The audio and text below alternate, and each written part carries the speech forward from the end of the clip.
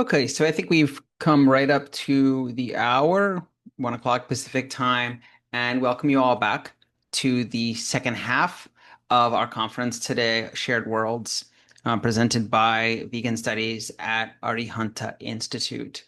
Our afternoon will match a bit the structure of the morning, in which we had a keynote speaker talk, followed by two panels, each panel having some Q&A to follow. We did not include, based a little bit on time constraints, Q&A for the keynote speaker, and I'm going to kind of say officially we're still going to follow that, but depending on our time, if we have a little extra time and anyone drops a question in the Q&A box, then perhaps I can send that over to Dr. Gillespie. So just keep that in mind that you have the chat where you can kind of ask general questions and reflections, and also the Q&A will be used for the speakers themselves. So with that in mind, let's begin. So this afternoon, we are featuring a keynote address by Dr. Kathryn Gillespie, which is titled "The Work That The Work That Nothing Does: A Call for Radical Doing and Undoing in Multi-Species Worlds." Dr. Kathryn Gillespie is a writer, researcher, and educator. Her research and teaching interests focus on ethnography and qualitative methods, feminist and multi-species theory and methods, food and agriculture, political economy, critical animal studies, and human environment relations. Her latest book, The Sound of Feathers: Attentive Living in a World Beyond Ourselves, is about the power of attentiveness to build gentler futures with those other animals with whom we share a world. She is also the author of The Cow with Ear Tag, number 1389. We'll include some more details about Kathryn and her work in the chat, but that's all I will say for now. And with that, I'll turn it over to you, Dr. Gillespie. Thank you so much, Jonathan, and to Arihanta for the invitation to speak today. And thank you all for attending. It's really a pleasure to be here and join you. My dad was a lover of language, of words, of the roots of words, of what they are saying and their many meanings. It was with such joy that I would watch his eyes light up and his mind ignite with the field of questions posed by a single word, making connections so strange and extraordinary they'd take my breath away. His love of etymology was rooted in the idea that we often jump too quickly to the meaning of words, assuming a shared, stable understanding. And in doing so, we ignore what the words themselves are saying, foreclosing possibilities for deeper meaning. Now, when I don't know what to think about a word or a concept, there's comfort and wisdom in turning to the words themselves, to their saying, and especially their obsolete meanings. I've been thinking lately about what doing nothing means in terms of how we live and relate to other species. But I've also found myself confused about how to think about the complexities of this concept and action or inaction as it may be. So I went to the words. What exactly is doing nothing? First, the verb to do. In contemporary usage, it means to perform, execute, carry out, or bring to pass. This is the sense most familiar to us, doing as activity, as intervention, as the production of effects in the world. Yet its older meanings complicate this picture. In Middle English, to do could also mean to set, put, place, or lay, to position something within a field of relation. Even earlier, its Proto-Indo-European root carries the sense to give. Doing nothing then, or sorry, I'm sorry, doing then has never been purely about action. It has always implied bringing something into relation, placing something into the world, giving form or consequence. Now consider nothing. Derived from Old English na wit, it literally means not anything. But this thing is not as neutral as it appears. Wit referred not simply to an object, but to a being, a creature with presence. And thing itself once meant a matter of concern, an affair, even a political assembly, a gathering where issues were brought into collective attention. There's another linguistic and cosmological echo here that helps illuminate this further. The Hebrew phrase tohu vabohu, often translated as formless and void, but this translation can be misleading. Tohu does not simply mean emptiness. It carries a sense of desolation, of wildness, of something unformed. Bohu intensifies this, not nothingness, but a kind of indeterminate presence. Together, they name not an absence, but a suspended condition prior to ordering, a world not yet made legible as things, a potential that is. Taken together, these histories unsettle the apparent clarity of the phrase. If doing is to bring something about, to place or give, and nothing is the absence of any recognized being or matter of concern, then doing nothing names an action oriented toward the absence of a recognized thing. It is linguistically a contradiction, an act that denies its own object. But this contradiction is not merely semantic, it's deeply political and ethical. For nothing is never simply nothing. It is always relational, defined against what is excluded, ignored, or rendered insignificant. To say there is no thing is already to assume a boundary around what counts as a thing, as a being, as a matter, as something worthy of attention. To name something as nothing, then, is not to describe an absence, but to enact a withdrawal of recognition. With tohu vabohu, this nothing begins to split. On one hand, it can name the violent rendering of other beings into no thing, an imposed void produced through exclusion. On the other, it gestures toward a more generative realm of possibility, a world not yet reduced to discrete, manageable objects. One is a nothing that erases, the other is a nothing that renders a persistent presence. What appears as inactivity may instead be a form of action in which the relevant beings and relations have been made invisible. Doing nothing does not indicate the absence of doing. It signals a condition in which what is being done no longer registers as meaningful action. This is precisely the condition that structures many everyday multi-species relations. The ways humans are entangled with other species are often so normalized that they recede from view. As Fiona Probyn-Rapsey and Jay Johnston suggest, animal death becomes the background noise of everyday life, routinized, normalized, mechanized, and sped up. It reflects a world in which beings are not absent, but continually rendered as no thing, withdrawn from recognition as matters of concern. We move through them as though we are doing nothing at all. And yet, even as we imagine ourselves to be doing nothing, we are always doing something. This nothing can be understood as a condition in which the relevant wit, the beings implicated, have been excluded from recognition as things, as matters of concern. The harm persists not because action has ceased, but because objects, and more importantly, the subjects of that action, have been linguistically and ethically erased. Doing nothing becomes a form of unnoticed participation in systems of harm. To uncover what nothing we are doing then requires a kind of unearthing. It requires attending to the normative systems that shape perception itself, systems that determine what appears as a thing and what disappears into the background as nothing. It requires reactivating the older sense of thing as a matter worthy of attention, of bringing back into view of those beings and relations that have been rendered invisible, doing nothing differently. We are left then with a productive tension. Doing nothing contains at least two opposing possibilities. A passive nothing, in which harm continues unnoticed because the beings affected have been excluded from recognition, and an attentive nothing, where we pause, stop what we're doing, where action is deliberately suspended in order to make space for different kinds of relations to emerge. Both are forms of doing. The question is not whether we are doing something or nothing. We are always doing something. But what kinds of relations our doing brings into being with the many wit, the many beings with whom we share the world.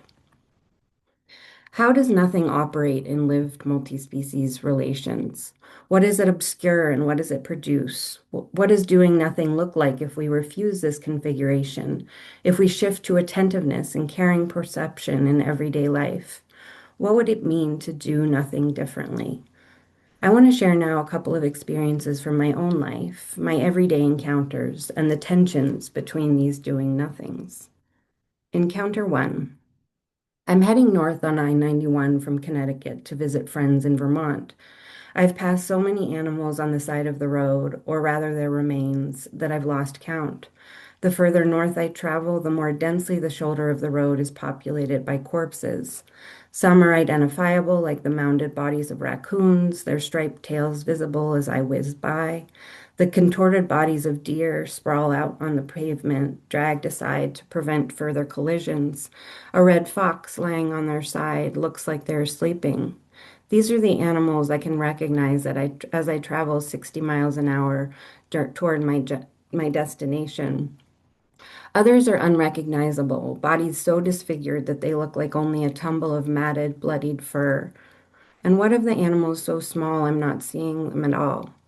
Before I have a chance to think too much about it, though, I'm passing someone else's remains. For a fleeting moment before recognition settles or disappears, what I see resists becoming a thing at all. Not yet squirrel or possum, not yet fully knowable.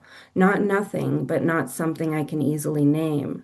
Not emptiness, but an unsettled, unformed presence that has not yet been ordered into meaning. And then almost instantly it is gone, either named or forgotten. Commuting, running errands, moving through landscapes structured by roads and highways, these are practices so habitual that they rarely register in any meaningful way. And yet, scattered along these same roads are the bodies of animals struck and left behind. These encounters are brief, a glance, a recognition, and then a continuation forward, an act of forgetting. What might have remained as an encounter with something unresolved, something not yet fully reduced to a category, is quickly stabilized or erased. The structure of driving itself discourages pause. To stop would be to disrupt the flow of traffic, to risk danger, to step outside the expected rhythm of movement. Ellie Watson writes, "The animal is hit and we run, not only from our own culpability in the matter as individuals, but also from seeking to address the ways in which this violence and these deaths are systematically built into our systems of survival." End quote. We claim innocence. In these moments, doing nothing takes on a particular form. It is not that nothing happens, but that what happens does not fully register as a matter of concern. It leaves little space for reflection and even less for accountability. The term roadkill quietly performs this erasure, displacing agency onto the road itself and rendering death as incidental. The animal, once a wit, a being with presence, becomes no thing, not a being whose life demands attention, but a momentary interruption, quickly passed over and left behind. The violent capitalist and settler colonial histories of the construction of that road and its continued use, too becomes no thing, no history, no politics, no matter. They're all no things, and we can easily believe we're doing nothing. If doing nothing can name a condition in which harm is rendered invisible, it is often sustained through a parallel orientation, the desire to remain innocent. As Mary Louise Fellows and Shireen Razak argue, claims to innocence are not neutral, they're active moves that obscure power. They write, quote, "When we view ourselves as innocent, we cannot confront the hierarchies that operate among us. To be the norm, yet to have the norm unnamed, is to be innocent of the domination of others." End quote. Innocence is not simply the absence of wrongdoing. It's a way of maintaining moral distance from the consequences of one's participation in normalized systems of exploitation. The etymology of innocence deepens this paradox. From the Latin innocens, not harming, it appears to name a state of harmlessness. But as the term evolves, it comes to signify not only the absence of harm, but also freedom from guilt, from recognition, even from complexity itself. In multi-species worlds, such moves might take the form of distancing oneself. I don't want to think about it. Disavowing agency, there's nothing I can do. Or appealing to necessity or normalcy. This is just how things are. As we pass the animal's remains on the side of the road, we might claim innocence even when we might be the one to hit an animal with our vehicle. These were accidents, of course. They're nothing. If one sense of doing nothing names the unnoticed continuation of harm, another might name an intentional practice, a refusal to act within the terms set by those same systems. Here, doing nothing does not mean indifference or neglect, ignorance or innocence. Rather, it becomes a form of restraint, attentiveness, and humility. To do nothing in this second sense is to pause, to stop what we are already doing, to observe, to listen, to sit in a state of unknowing. It is to recognize the limits of human understanding and to resist the impulse to immediately intervene, manage, or control, to revoke our entitlement to that nothingness and to that something we're actually doing. How do we transform these relationships? How do we do nothing differently here? It might mean not withdrawing from mobility altogether, but interrupting its taken for granted logics, considering the relationships severed and lost on the pavement in front of and behind us, to stop and observe, to grieve, and in our driving to slow down, both in speed and thought, to remain attentive in vision and in spirit, to notice the edges of the road as sites of encounter rather than empty margins, to, when possible, avoid traveling at dawn and dusk when many animals are more likely to be on the move. In this, we might begin to revoke our unchecked entitlement to space as human space, our entitlement to movement, commerce, the uninterrupted flow of people and goods. We pause. We consider those animal others and what possibilities are foreclosed by our lack of consideration, and we attend to what it might mean to have reverence for these lives and act in ways that support their flourishing. We do something different. Encounter 2. I stare down into the stock tub at the mass of fuzzy chicks clamoring over each other to reach the warmth of the heat lamp. At first, they're difficult to distinguish as individuals, a shifting, cheep-cheeping mass of bodies, movement without clear boundaries, not nothing, but not yet discrete things, dense with life, but not yet organized into the units through which value will be assigned. I'm at a country feed store to buy some chicks to raise as backyard chickens for eggs. The employee helping me deftly plucks the dead ones out of the tub, tossing them into a bucket reserved for that purpose. I'd stopped at a coffee shop on my way to the store, and it struck me that the $1.75 I'd spent on a pastry matched the $1.75 cost of the chicks, and that their disposability, their deaths as acceptable losses, echoed the tossing out of stale, unsold pastries at the end of each day. In that gesture of tossing out the dead chicks, the field resolves. What was a living, shifting multiplicity is sorted, alive and dead, economically viable and waste, rendered into categories that can be managed and understood.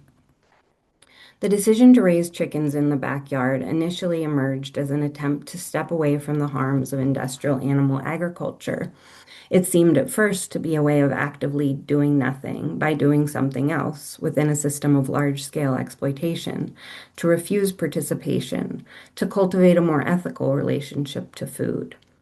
Yet this practice quickly revealed its own complexities. The chickens, though cared for and named for the Bronte sisters and George Eliot, were also valued for what they produced. Eggs became one of the organizing logics of the relationship, subtly structuring daily routines and expectations. I purchased them the highest quality food, not just for their health, but because it helped them produce the most nutritious eggs. Care and use were not easily separable. Their care oriented fundamentally around what they could provide to me in the form of sustenance and culinary enjoyment. In my research on the lives of animals in agriculture over the last 15 years, I visited dozens of farmed animal auction yards. The most peculiar is the or so-called poultry auction, where a whole range of avian species are sold: chickens, turkeys, ducks, guinea fowl, geese, quail, even the occasional peacock or pheasant. Birds are crammed tightly into cardboard boxes, often more birds than you could ever imagine fitting into one box, opened only at the moment of sale when they are pulled out roughly, held by their wings together in a bundle of squirming bodies for the audience to see. The speed is staggering, under a minute for each box. At one auction, a series of nectarine boxes flowed through the auction ring, each filled with 5 ISA brown laying hens. Both the audience and the auctioneer grew bored, impatience creeping into the auctioneer's voice as he announced, "More of the same price, same way." The abstracting nature of the auction adds to the feeling of doing nothing. Certainly nothing as consequential as buying someone's life and body for a few dollars. There's an intensity to the action at the auction, the frenzy of bidding, the competition with other bidders, the excitement of the spectacle. But it's precisely this action that enables the logic of doing nothing. The thing, in the sense of a being with a life, a matter to be considered, is replaced with the making of the animal into a thing in the sense of an object to be consumed, and thus the action becomes no thing at all. Doing nothing is underwritten by the stakes of commodifying someone's life, their whole lives and bodies to be subsumed into the logic of capital, presented as objects of consumption. The auction, the backyard chicken, and animal agriculture itself exist in the broader logics of animals as capital, as sites of use and extraction, and as the no things they are believed to be. The question then is how perception itself remains structured, what or who is seen, what or who is valued, and what or who continues to disappear into the category of no thing. We consume animals' remains, and yet we are doing nothing at all. It is here that innocence shades into ignorance, not as a failure or void of knowledge, but as one of its conditions. Innocence depends on a particular way of not knowing, a structured inattention, a refusal that stabilizes the very hierarchies it obscures. The etymology of ignorance makes this visible. From the Latin ignorare, not to know, to disregard, to take no notice of, ignorance is not merely a void, but an active orientation away. This sense deepens alongside the Greek distinction between agnoia, simple not knowing, and a more structured unknowing, not just absence of harm, but a protected relation to the limits of our own knowledge, a failure to recognize that and what we don't know. Excuse me, to ignore in this richer sense is not simply to lack awareness, it is to withhold attention from something that has already, however faintly, registered. To pay no attention to implies that there is, in fact, something there to be attended to, a being, a relation, a harm that flickers at the edge of awareness and is then turned away from. If innocence names the claim of not harming, ignorance names the practice that makes that claim possible. Not the simple absence of knowledge, but an active unknowing that depends on both the management of attention and the erasure of its own limits. Together they form a powerful configuration of doing nothing, remaining uninvolved not by stepping outside relations of harm, but by failing to apprehend them as such, and more deeply, by failing to apprehend this failure. Apprehending here differently, it's possible to shift the relationship between doing and nothing. Instead of acting upon other beings as objects, things to be used, managed, or consumed, this form of doing nothing refuses to reduce them to things at all. It acknowledges them as wit, beings whose ways of existing exceed our comprehension. Doing nothing becomes a practice of undoing, of the colonial and capitalist habit of turning living beings into objects of consumption and extraction, objects of human concern only insofar as they serve human ends. Attending to these dynamics, my life with the chickens evolved into a different kind of perception, a crack in the persistent relationship to animals and the world as consumers. As I thought more critically about this relationship, I wondered what would it look like to care for them, wholly oriented around their flourishing. within the constraints of their living in a captive space fully dependent on my care. I paused, stopped what I was doing, and researched how chickens might flourish outside logics of consumption. Their selective breeding over thousands of years has created their biological capacity into one of intensified production, no longer a bird who lays a clutch of eggs once or twice a year, but one whose life is oriented toward constant egg production as objects of consumption and commodification, where it was impossible to give back to them what they'd lost through this history of human intervention in the very nature of their being. I started to hard boil their eggs and feed them back to them, the most direct way to replace the nutrition lost in laying an egg nearly every day. To do in the sense of to do our best to give their lives or some semblance of them back, to give rather than to take. Across these encounters, doing nothing emerges not as an absence, but as a patterned way of engaging with the world.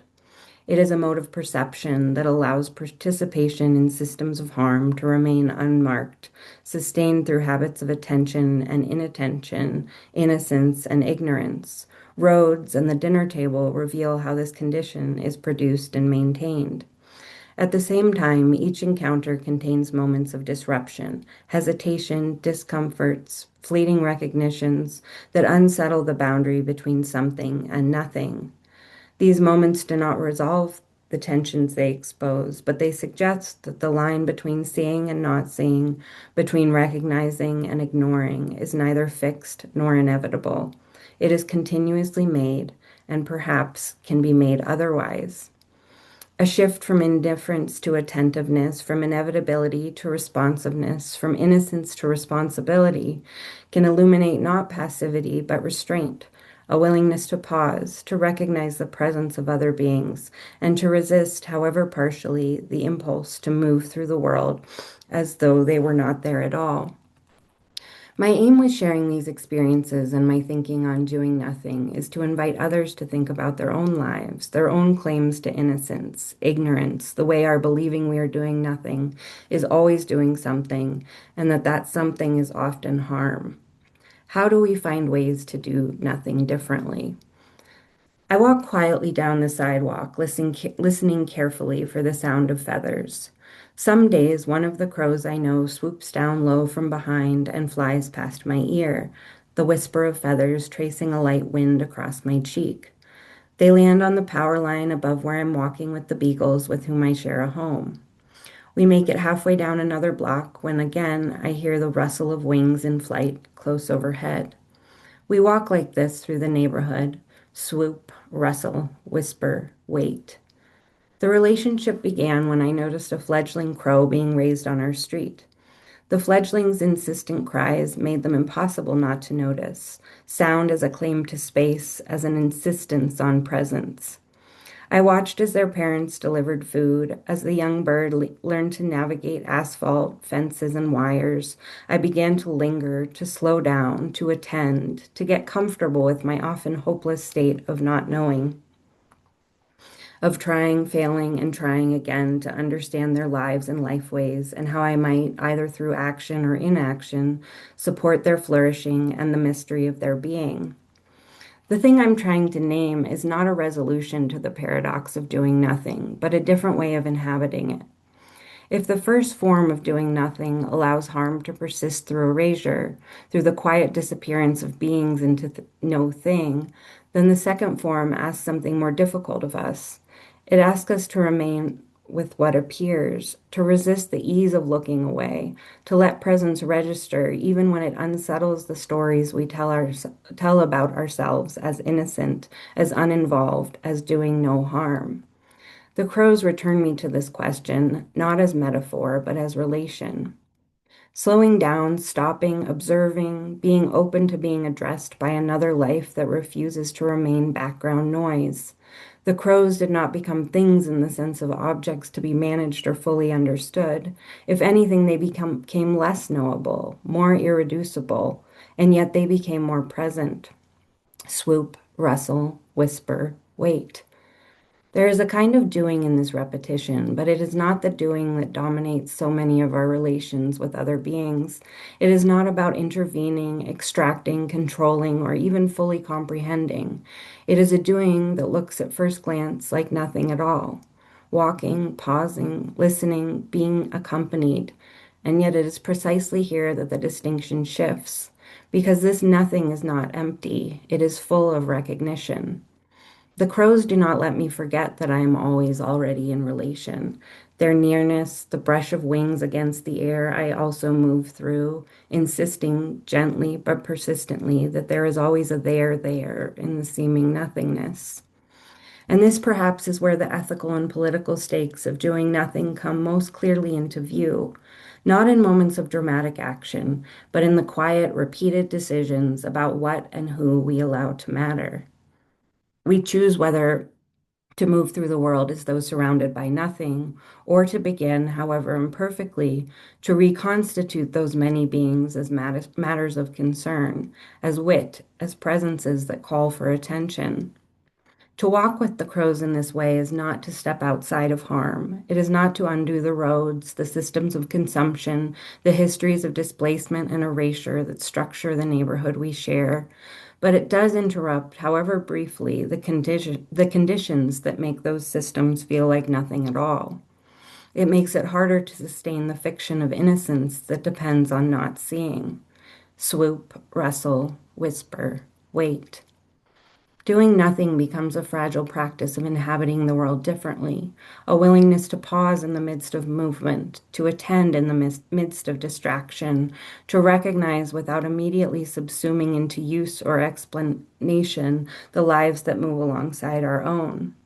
We are always doing something, that much cannot be escaped, but we are not fixed in what that doing has to be.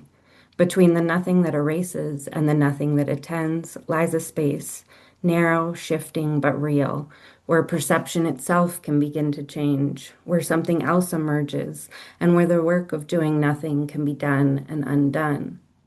It may be here in this unsettled space, in the space in between, that different relations become possible, not by turning away from the world, but by sitting with the potential that is, and by letting that possibility transform the ways we imagine we are doing nothing at all. Thank you.